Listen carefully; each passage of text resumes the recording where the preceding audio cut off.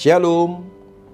Kita berjumpa kembali melalui renungan harian HKBP Resort Sutoyo pada hari ini, Jumat 28 Oktober 2022. Marilah kita berdoa. Damai sejahtera yang daripada Allah Bapa yang melampaui segala akal adalah kiranya menyertai hati dan pikiranmu di dalam Kristus Yesus Tuhan kita.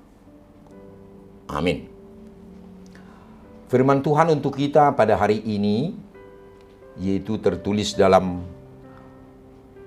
Roma 8 ayat 14 yang berbunyi, semua orang yang dipimpin Roh Allah adalah anak Allah.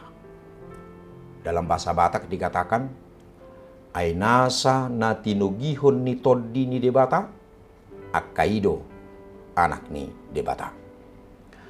Saudara yang terkasih, dalam nama Yesus Kristus, dalam hukum Romawi, berlaku hukum bagi seorang ayah untuk mengangkat atau adopsi seorang anak.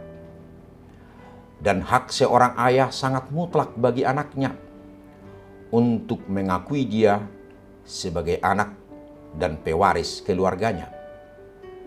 Seseorang memang sulit diangkat sebagai anak. Namun apabila seseorang sekali saja berhasil diangkat menjadi anak, maka statusnya sebagai anak tersebut bersifat permanen. Gambaran ini tepat untuk menjelaskan kebenaran teologis tentang jaminan kehidupan orang-orang percaya yang telah menerima Roh Kudus.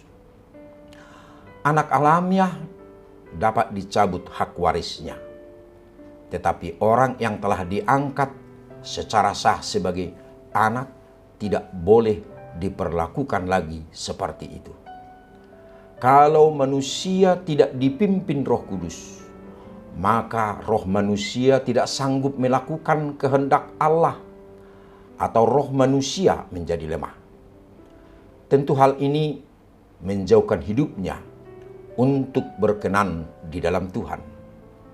Tuhan Yesus berkata, roh memang penurut, tetapi daging lemah.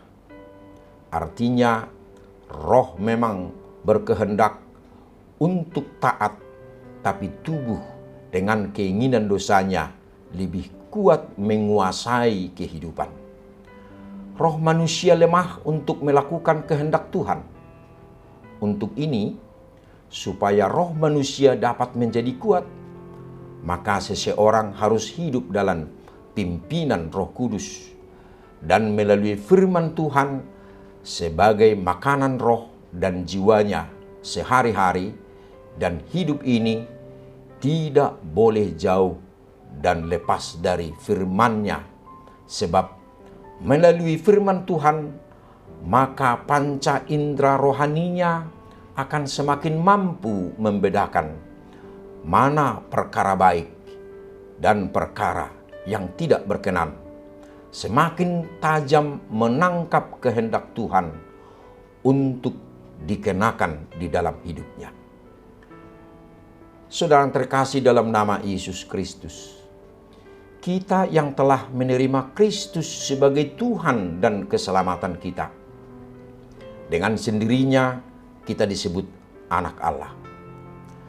Sebagai anak tentu kita memiliki warisan dari Bapa kita, sebagaimana kita anak duniawi dari orang tua kita. Namun kita tidak mewarisi harta duniawi atau uang, akan tetapi pewaris kerajaan surga, pewaris pengampunan dosa, pewaris hidup yang kekal, dan cinta kasih Allah. Dalam ayat 15 dikatakan, sebab kamu tidak menerima roh perbudakan yang membuat kamu menjadi takut lagi, tetapi kamu telah menerima roh yang menjadikan kamu anak Allah. Oleh roh itu kita berseru, ya Abba, ya Bapa. Roh itu bersaksi bersama-sama dengan roh kita bahwa kita adalah anak-anak Allah. Sebagai anak tentu kita memiliki hubungan yang sangat dekat dengan Tuhan. Karena Dia menjadi Bapa bagi kita. Sebagaimana hubungan seorang anak dengan bapaknya. Memiliki kedekatan yang sangat baik. Menerima kasih sayang, perhatian, perlindungan sebagai anak yang dikasihi.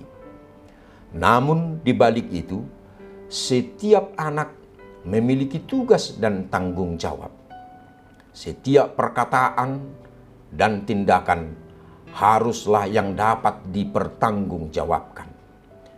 Jadi di balik status ahli waris yang sangat istimewa dan luar biasa, juga ada kewajiban dan syarat yang harus dipenuhi. Karena itu, hidup sebagai ahli waris kerajaan surga tidak lagi sembrono dan sesuka hati, melainkan harus sempurna, seperti Bapa di surga adalah sempurna. Amin. Kita berdoa. Terima kasih ya Bapa di dalam surga, karena Engkau telah menerima kami sebagai anak-Mu, bukan karena kebaikan kami, tetapi karena kasih-Mu kepada kami. Ajarilah kami melalui Roh Kudus, agar kami melakukan yang sesuai dengan kehendak-Mu. Amin. Saudara yang terkasih, tetaplah melaksanakan protokol kesehatan, memakai masker, rajin mencuci tangan, hindari kerumunan. Selamat beraktivitas, salam sehat, Tuhan memberkati. Shalom.